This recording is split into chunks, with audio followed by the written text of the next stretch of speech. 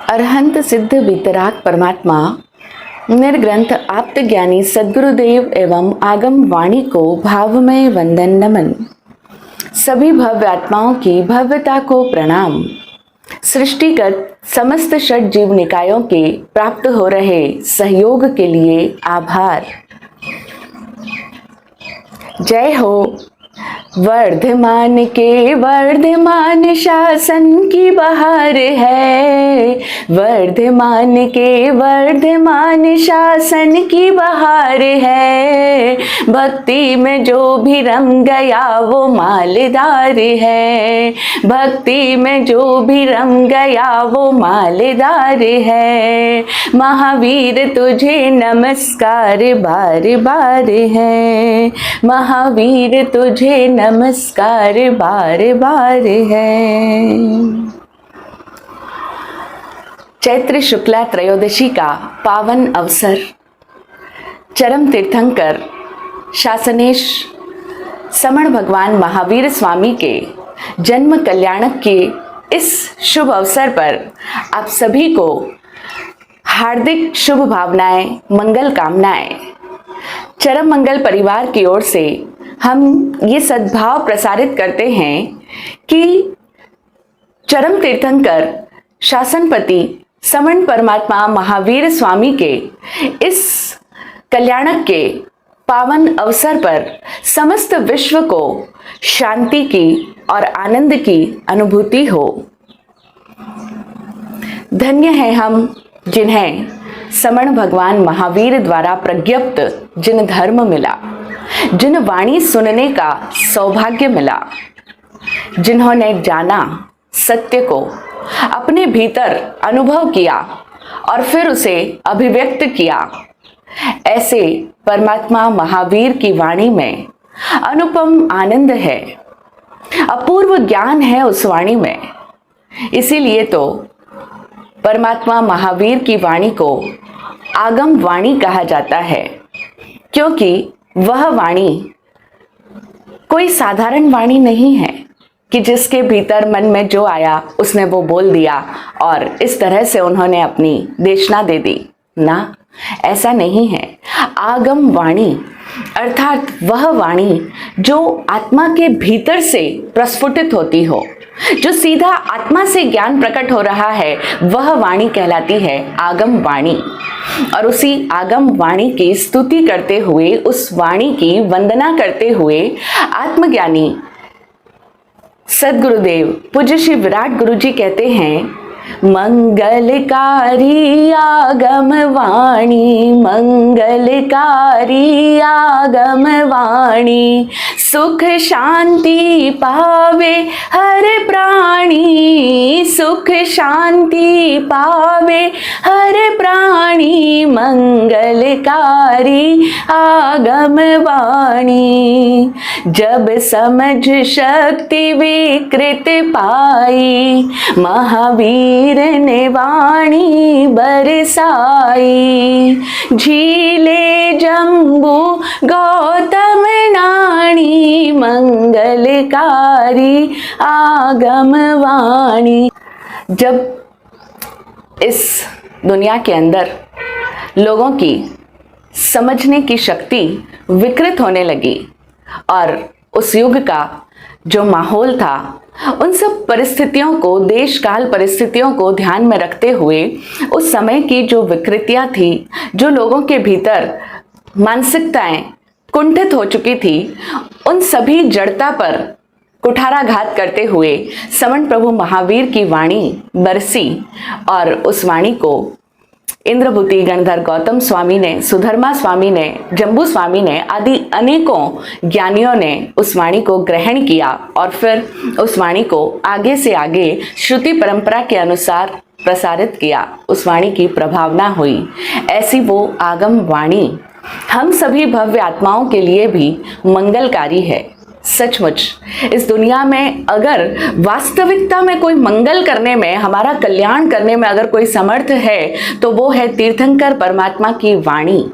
उस वाणी में अपूर्व आनंद है, अपूर्व ज्ञान है और ये वाणी बहुत ही अद्भुत है। इस दुनिया में अगर कोई सर्वश्रेष्ठ मानव होते हैं तो वो होते हैं तीर्थंकर परमात्मा, अरहंत परमात्मा। अरहा इस दुनिया के अंदर सबसे श्रेष्ठ इंसान होते हैं जो अरहतत्व को उपलब्ध हो जाते हैं।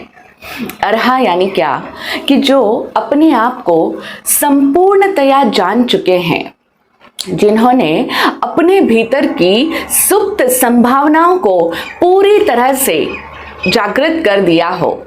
ऐसे अरहंत परमात्मा जब स्वयं अपने आप को संपूर्ण आयामों से यानी समग्र रूप से जान जाते हैं, अपने आप को अनुभव कर लेते हैं, तो अपने आप को जानने के साथ ही साथ इस जगत के अंदर एक अद्भुत आश्चर्य और घटित होता है। जैसे ही परमात्मा स्वयं अपने आप को पूर्णतया जान लेते हैं, अपने भीतर की उन आंतरिक योग्यताओं का संपूर्णतया जागरण हो जाता है, वे योग्यताएं खिल जाती है, प्रस्फुटित हो जाती है, उसी समय में इस समग्र को भी वे जान लेते हैं। यानी स्वयं अपने आप को पूर्णतया जानने के साथ ही साथ इस समस्त को भी जान लिया जाता है।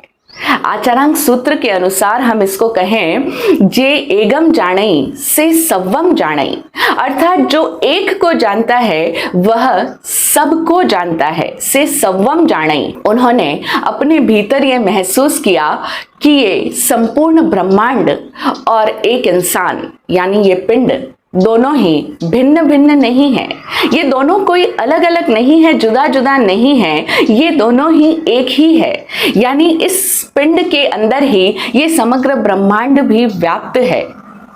माइक्रो फॉर्म में हम कहते हैं ना, कोई भी चीज बहुत व्यापक हो किंतु उसका सूक्ष्म रूप तो हमेशा कहीं ना कहीं अवेलेबल रहता ही है।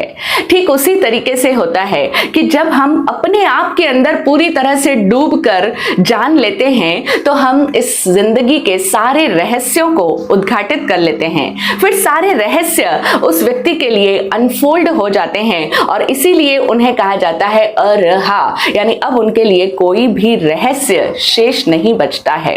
तो इस बात को अन्य दूसरे ज्ञानियों ने कहा कि यत् पिंडे तद ब्रह्मांडे, यानी जो कुछ इस पिंड के अंदर है वही तो सब कुछ इस ब्रह्मांड के अंदर है, और जो कुछ उस ब्रह्मांड में है वह सब कुछ इस पिंड के अंदर है। तो बस अपने अंदर ही जानने की आवश्यकता है। जब एक व्यक्ति संपूर्णतया अपने आप को जान लेगा तो वह समग्र को भी जान लेगा।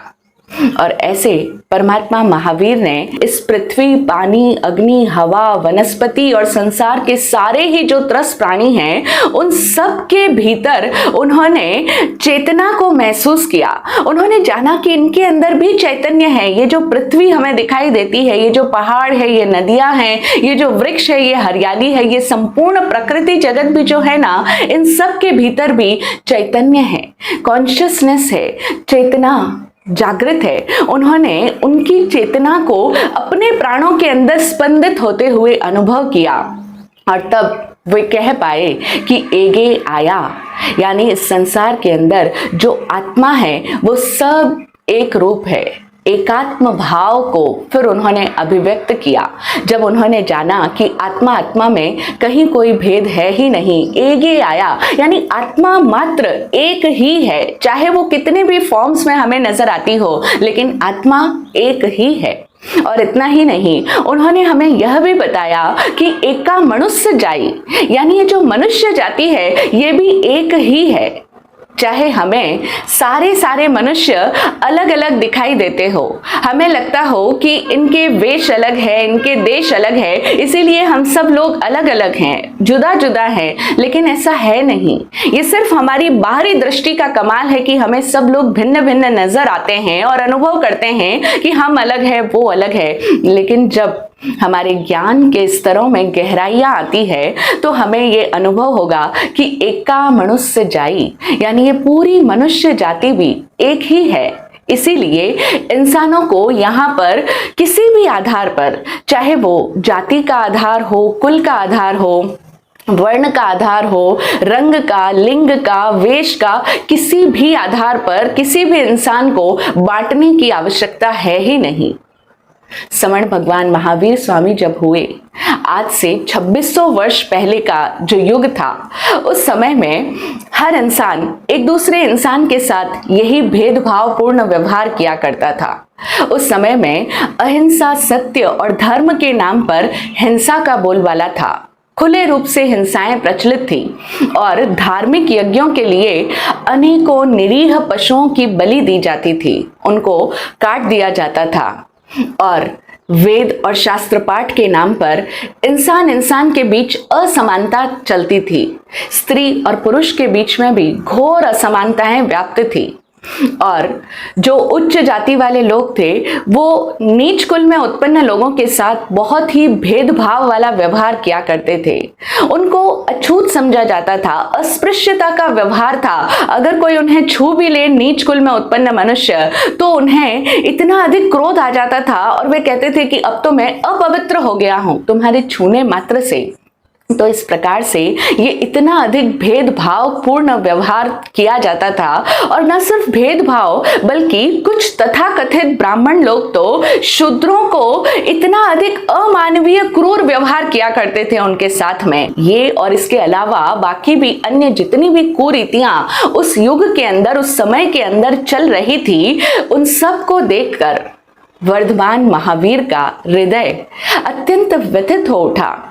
उनके भीतर बहुत ही क्षुब्ध हो उठी उनकी चेतना, ये सब मानव पर हो रहे अत्याचारों को देखकर, पशुओं पर हो रहे अत्याचारों को देखकर, और इस तरह से जो असमानता का माहौल था, तो उन्होंने उन सब जीवों के भीतर जो खेद था, खेद यानी जो दुख था, उस दुख को उन्होंने अपने आप के भीतर महसूस किया। परम संवेदनशील उनकी चेतना थी कि उन्होंने इन समस्त विश्व के प्राणियों को, जो उनके आसपास मौजूद थे, उन सब के दुख को उन्होंने अपने आप के भीतर महसूस किया। और इसीलिए हम देखें वीर स्तुति के अंदर उनकी स्तुति करते हुए हम उन्हें खेयन्नय कहते हैं। खेयन्नय यानी वे खेदज्ञ थे, वे दुख के जानकार थे। उन्होंने दुख को अपने भीतर गहराई से महसूस किया और तब वे चल पड़े। वे निकल गए, राजमहलों को छोड़कर उन्होंने प्रस्थान कर दिया, अभिनिष्क्रमण कर दिया। परिस्थितियां बाहर थी, दुख उन्होंने अपने भीतर महसूस किया। और जब दुख अपने भीतर महसूस किया, तो उन सब बाहर में व्याप्त इन विषमताओं के, इन सब भेदभावों के कारणों का निवारण करने के लिए वो स्वयं अपने आप के भीतर गए। और जब अपने आप के भीतर गए, तो उन्हें उन सब का कारण भी ज्ञात हो गया और इसका निवारण का उपाय क्या है वो भी उन्हें ज्ञात हो गया। और तब जब उन्हें ज्ञान प्रकटित हुआ, तब उन्होंने अपरिग्रह का और समता का शंखनाद किया और इस तरह से हुआ एक नवयुग का सूत्रपात। उनकी जो वाणी प्रकटी, उस वाणी के अंदर अनेकों ऐसी बातें थी जो न सिर्फ एक इंसान को पूरी तरह से शांत कर सकती थी, इंसान के भीतर और बाहर को भी शांत करने में, उसके पूरे के पूरे जीवन को, वातावरण को सौरभमय बनाने में, शांत बनाने में सहायक हो सकती थी। ऐसी उनकी वाणी प्रकटी। जो ये सब विद्रूपताओं को देखा, उसका समाधान प्रस्तुत किया उन्होंने। और उन्होंने बताया कि इंसान इंसान के बीच में किसी भी तरह का कोई भेद करने की आवश्यकता है ही नहीं। और कोई भी इंसान को आप उसके जन्म स्थान से न नापो, न तोलो। यानी किसी भी स्थान की, किसी भी व्यक्ति की परख आप उसके जन्म की परिस्थितियों से नहीं कर सकते हो, क्योंकि इंसान जन्म से नहीं, कर्म से बड़ा होता है और कर्म से ही वो छोटा हो जाता है। उन्होंने उस समय में जो ये बात कही कि इंसान जन्म से नहीं, कर्म से महान कहलाता है, तो उनके द्वारा बताई गई इस क्रांतिकारी उद्घोष ने तात्कालिक समाज के ऊपर बहुत गहराई से प्रहार किया। क्योंकि उस समय का जो समाज था, वो एक इंसान की दैहिक पैदाइश को ही मापदंड बना करके उसके साथ व्यवहार किया जाता था। यानी वो यही देखा जाता था कि इंसान किस कुल में उत्पन्न हुआ है, इसकी क्या जाति है, अच्छा ये इस जाति का है, ब्राह्मण जाति का है तो ये बड़ा महान है, ये क्षत्रिय कुल में उत्पन्न हुआ तो ये अच्छा है, लेकिन अगर वो वही शूद्र कुल में उत्पन्न हुआ है तब तो ये है, घृणित है। और अगर वो स्त्री है तो उसे कोई पढ़ने का अधिकार नहीं, उसे किसी भी प्रकार का कोई राइट्स नहीं है। तो इस प्रकार का ये जो माहौल था, इन सब के ऊपर इन सब का समाधान करती हुई जो उनकी वाणी थी कि इंसान जन्म से नहीं, कर्म से महान बनता है। उत्तराधीन सूत्र के 25वें अध्ययन में हमें उनकी आगम वाणी के अंदर ये तथ्य ज्ञात होते हैं, जहां वो कहते हैं कि कम्मुणा वंबणो होई, कम्मुणा होई खत्तियो, वैसो कम्मुणा होई सुद्धो हवई कम्मुणा। यानी ये ब्राह्मण हो, क्षत्रिय हो, वैश्य हो या शूद्र हो, ये सभी अपने अपने कर्म से डिसाइड किए जाते हैं, न कि सिर्फ जन्म लेने मात्र से कि आपने इस जाति में जन्म लिया तो हो गए आप ब्राह्मण, नहीं। और अगर आपने सिर मुंडा दिया है तो अब आप समण हो गए, ऐसा नहीं होता। अगर आपने कुश के वस्त्र धारण कर लिए हैं, वल्कल वस्त्र पहन लिए हैं तो आप तापस हो गए हो, ऐसा भी नहीं है। सिर्फ बाहरी चिन्हों से किसी इंसान की पहचान नहीं की जा सकती है। आप उसके भीतर को देखो, उसके कर्म क्या है, उसके भाव क्या हैं, उन सब को जांचना होगा, उन सब को देखना होगा और उसी के आधार पर उसकी महानता अथवा उसकी क्षुद्रता निर्धारित की जा सकती है। ये समण भगवान महावीर ने उस समय में क्रांतिकारी उद्घोष किया था। तो हम देखें कि इंसान जन्म से नहीं निर्धारित किया जा सकता, चाहे उस इंसान ने कहीं पर भी जन्म लिया हो, लेकिन अगर उसके कर्म और उसके भाव वो निरंतर गुणों से युक्त बनाता चला जाता है, अपने भावों को वो निरंतर विशुद्ध करता चला जाता है, तो उसका जीवन सतत विकसित होता चला जाएगा। और देखा जाए तो हम सबका जीवन भी सदा ही विकसित होने के लिए है, आगे बढ़ने के लिए है। हर इंसान निरंतर विकसित हो ही रहा है। अगर हम समण परमात्मा महावीर स्वामी के जो बचपन में उन्हें नाम दिया गया था उसको देखें तो उनका नाम महावीर नहीं था। बचपन में जो उनके माता पिता ने उनका नामकरण किया था वो था वर्धमान। कथाएं हमें ये बताती है कि जब परमात्मा महावीर त्रिशला महारानी की कुक्षी में आए तो सिद्धार्थ महाराजा ने देखा कि उनके राजकोष के अंदर, उनके उस पूरे परिवार के अंदर, महल के अंदर धन धान्य की किसी न किसी तरीके से वृद्धि होती जा रही है। वो सब कुछ बढ़ता ही चला जा रहा है, कोष का खजाना भी बढ़ रहा है। तो ये सब कुछ बढ़ता हुआ देखकर उन्होंने ये निश्चय कर लिया कि हम हमारे जो पुत्र का जन्म होगा उस राजकुमार का नाम वर्धमान रखेंगे। ये कथा हमें बताती है, लेकिन कथाएं तो सिर्फ संकेत होती है, एक पुराण होती है, कहने का एक अंदाज होता है, लेकिन इन सब बातों के पीछे बड़ा गहरा रहस्य छुपा हुआ होता है। और वो रहस्य हमें ये बता रहा है कि ये सबका जीवन वर्धमान है। इस पूरे ब्रह्मांड के अंदर, न सिर्फ हमारे जीवन के अंदर, बल्कि ये पूरा ब्रह्मांड भी हर समय वर्धमानशील ही तो है। हाँ, वर्धमान का मतलब क्या होता है? जो निरंतर बढ़ रहा हो, जो सतत फैल रहा हो, जो निरंतर विकसित हो रहा हो, आगे से आगे बढ़ रहा हो, उसका नाम है वर्धमान। और न सिर्फ हम, बल्कि ये पूरा का पूरा जीवन और ये सारा ब्रह्मांड भी हर समय विकसित हो रहा है, हर समय फैल रहा है, ये सतत वर्धमानशील है। और इसी को आज की साइंस डार्क एनर्जी के थ्रू एक्सप्लेन करती है। वहां पर यही तो बताया जाता है कि एक ऐसी डार्क एनर्जी है जो कि निरंतर यूनिवर्स को एक्सपैंड करती जा रही है। तो यह ब्रह्मांड नाम ही उसका है जो सतत फैल रहा है, सतत वर्धनशील है। और इसीलिए हम इन गहरे तथ्यों को जानें कि ये वर्धमान का अर्थ क्या है और ये जीवन हमें क्या शिक्षा दे रहा है, ये वर्धमान नाम हमें क्या गहरी सीख दे रहा है। ये हमें यही कह रहा है कि जब पूरा का पूरा जीवन सतत विकसित हो रहा है, सतत वर्धनशील है, तो ऐसे में हम भी कहीं पर भी रुके नहीं, हम कहीं पर भी ठहरे नहीं और हम कहीं पर भी प्रतिबंधित न बन जाएं। ये समण भगवान महावीर की वाणी है। परमात्मा महावीर ने बताया कि जीवन का धर्म गति है, यानी जीवन में हर स्थान पर गति हो रही है। ये पूरा का पूरा नेचर, ये समग्र ब्रह्मांड सब कुछ गतिमय है। और इसीलिए जब उन्होंने अपने आप के भीतर डूबकर इस समग्र विश्व को जान लिया, संपूर्ण ब्रह्मांड को जान लिया, तो उन्होंने षड द्रव्यमय लोक की बात कही। उन्होंने कहा कि ये जो पूरा लोक है, जितना भी, विश्व ही नहीं, ये समग्र जो कुछ भी हमें नजर आता है, ये समग्र लोक 6 द्रव्यों से बना हुआ है। इसके अंदर 6 द्रव्य विद्यमान हैं और उन 6 द्रव्यों के अंदर उन्होंने जो पहले द्रव्य की बात की थी उसका नाम है धर्मास्तिकाय। धर्म अस्ति काय। तो उसका लक्षण उन्होंने बताया कि गति लक्षण रूपा यह धर्मास्ति काय है, यानी ये जो धर्म है ये गति लक्षण वाला है। इसका लक्षण ही ये है ये कि वो सतत गतिमान है। तो धर्म का अर्थ ही क्या हो गया? गति। यहां पर उन्होंने धर्म का मीनिंग बताया गति, क्योंकि जो गति है वो एक स्वभाव है, वो नेचर है और इसीलिए वो धर्म है। तो हम इन सब बातों को जाने कि ये जो गतिमय धर्म है ये सत्य है, लेकिन दिक्कत समस्या कहाँ उत्पन्न होती है? जब हम इस बात को समझते नहीं हैं और हम जो कि इस जीवन के समग्र के हिस्से हैं, तो हम उस जीवन के अंदर इस गति को रोकने में लग जाते हैं।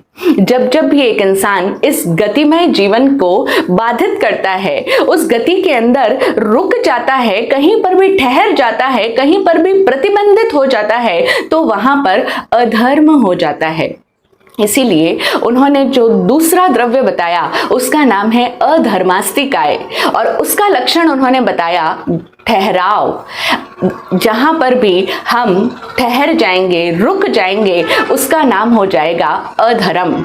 अब समझने की बात एक ये भी बड़ी गहरी है कि गति कभी भी रुकती नहीं है, क्योंकि वो स्वभाव है, गति रुकेगी नहीं। लेकिन जब जब हम ठहरने की चेष्टा करेंगे, जब जब हम रुकने का प्रयास करेंगे, तो उस समय में गति रुकेगी नहीं। गति क्या होगी? मुड़ जाएगी, गति में ट्विस्ट आ जाएगा। बस इसी का नाम है अधर्म, यानी हमने उस सहज चलते हुए फ्लो को, उस गति को बाधित कर दिया। तो जब जब भी हम इस जीवन के अंदर बाधा डाल देते हैं तो हम अधर्ममय हो जाते हैं।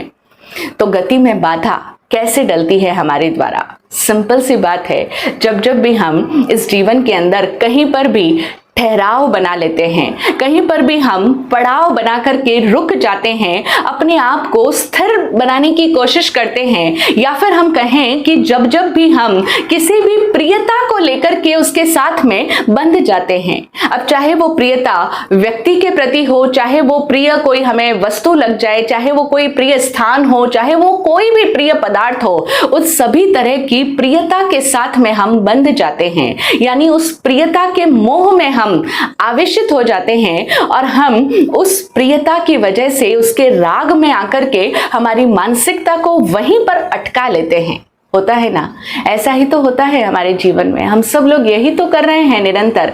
कहीं पर भी जहां भी हमारी प्रियता आ जाती है, हमारा मन आ जाता है, हम उस प्रियता के साथ में रागग्रस्त हो जाते हैं, यानी अटैच हो जाते हैं, और फिर उनके साथ में जुड़ करके अपनी मानसिकता को वहीं पर रोक लेते हैं। जीवन कहीं नहीं रुकता, वो तो गतिमय रहता है, लेकिन हमारी मानसिकता वहीं पर अटक करके रह जाती है। और फिर ये जो हम अपनी मानसिकता को अटका देते हैं, इसी का नाम है, भगवान ने बताया, प्रतिबंध। यानी हम अब जुड़ करके बंध गए और फिर हम कहते हैं ना, लाइफ बहुत स्टक हो गई है।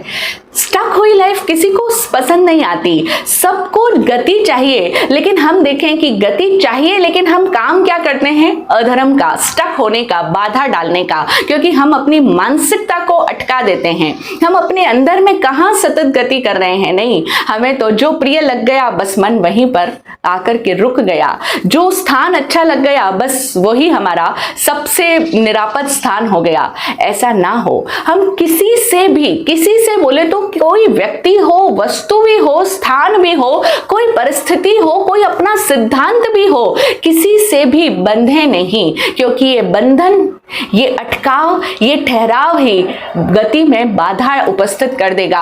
और ये गति की बाधा हमारे पूरे जीवन पर भी परिलक्षित होगी। यानी हमें नजर आएगा कि अब हमारे जीवन में रुकावट आ गई है। तो अगर हमें कहीं पर भी रुकावट नहीं चाहिए, तो हमें प्रभु महावीर द्वारा बताए गए इस अनमोल सूत्र को समझना होगा। वे कहते हैं, आहा सुहम देवाणु पिए मां पडिबंधम करेह। इसका मतलब है कि जीवन अद्भुत सुख है देवानुप्रिय। देवानुप्रिय एक संबोधन है जो सभी भव्य आत्माओं के लिए उनके द्वारा दिया जाता था।